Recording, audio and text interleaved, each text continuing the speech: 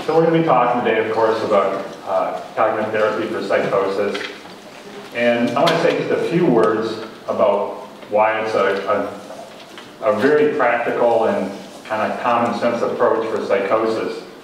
And it's because cognitive therapy is a pretty down-to-earth kind of approach that it really works pretty well when you're dealing with something that involves kind of like far-out states of mind, like a lot of psychotic experience.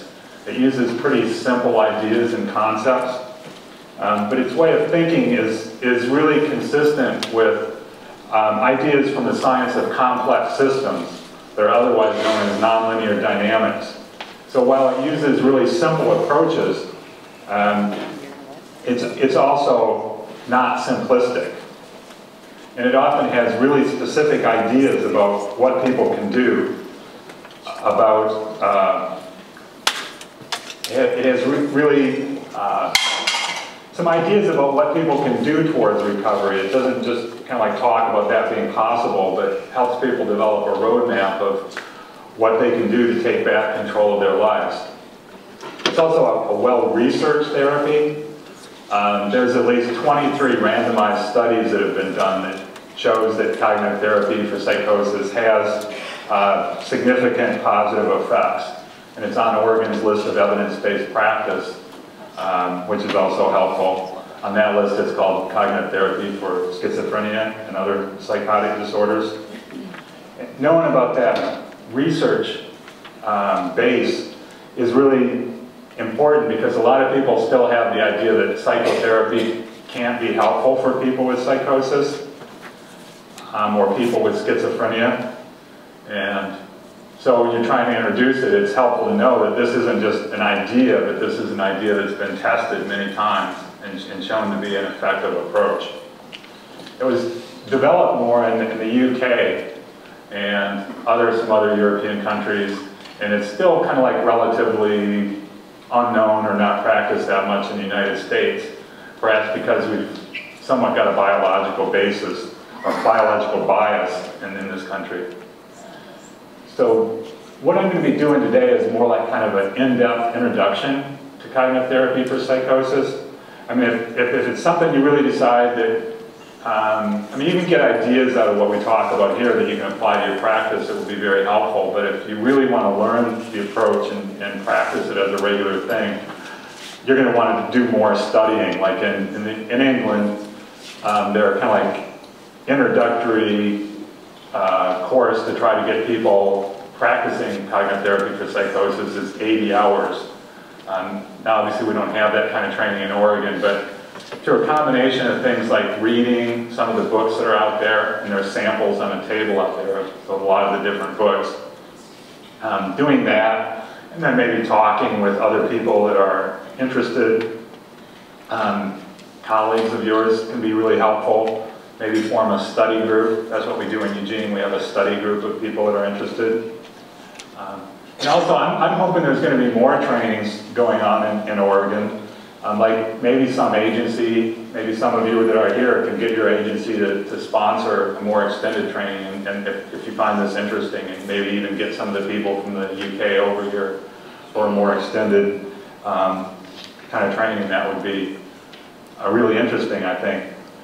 And one other thing that you might want to know about is on December 4th, I'm going to repeat this workshop at Portland State University. And then on December 5th, have a training on the cognitive approach to dealing with psychosis and trauma, when trauma is involved. So I hope some of you will consider coming to that.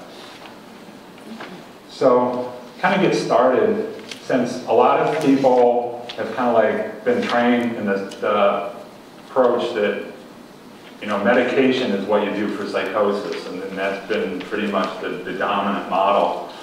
I want to say something about the relationship between cognitive therapy for psychosis and medications. Now, most of the studies I was talking about are studies of people that were also taking medications, but they had a lot of symptoms that medications didn't control, which is actually pretty common you know, with people with psychosis, that the medications are only partly effective or for some of them ineffective. So cognitive therapy was helpful with people with those kind of issues. But there's already been one study done on people that were just starting to have psychotic symptoms.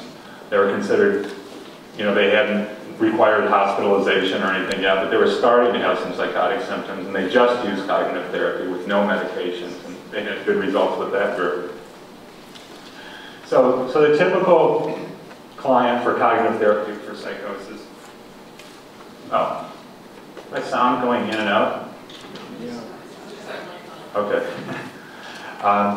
The typical client is on medication but has significant symptoms. I'm not sure what's happening.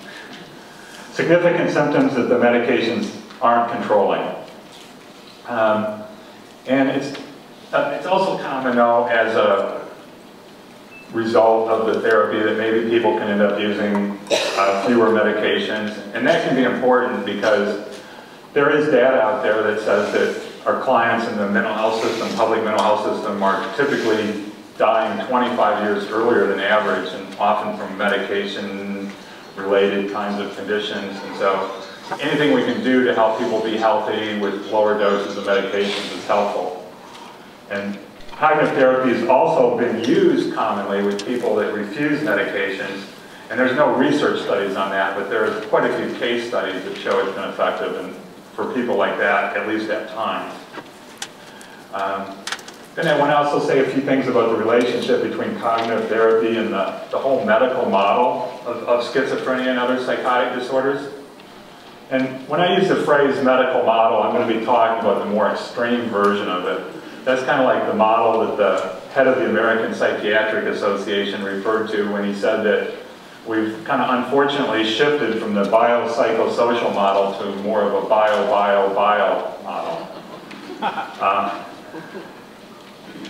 I mean, the mental health system has kind of like had this model of schizophrenia as a lifelong disease that's caused by genetics or some kind of brain disease.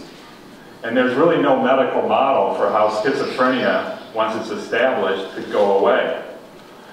But we actually know from looking at outcome studies that people do recover.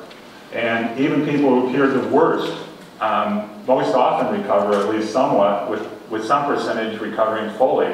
The World Health Organization just recently came out with a study that even for people that were still ill after 15 years, when they looked at them for 25 years, after 10 more years, quite a few people had recovered. So just because somebody's been in the system for 15 years doesn't mean they're doomed to not recover either. So really a lot of the statistics about schizophrenia and other psychotic disorders is really way off from what the medical model would have you expect. Like if the medical model was accurate, you'd expect that recovery rates would be way higher now than when medications were first introduced. And you'd expect that recovery rates would be much higher in the developed countries where we have lots of medication than in third world countries where they don't use much. And when people did recover, you'd expect them to be the ones that did the best jobs of staying on their medication. But instead what you find is that recovery rates haven't gone up and sometimes appear to be going down. There's 2 World Health Organization studies that show that recovery is almost twice as likely in third world countries than in the more developed countries. And long-term outcome studies usually show that those that fully recovered are most often off medication, such as a recent 15-year outcome study that showed that the recovery rate was 8 times higher among people who'd gotten off medications. Now, I'm not going to try to go into a lot more detail about what should or shouldn't be the role of medications. I mean, that's a whole other workshop in itself. There is a book out in the lobby that's called Healing Schizophrenia, Using Medication Wisely, and it really goes into that subject in depth.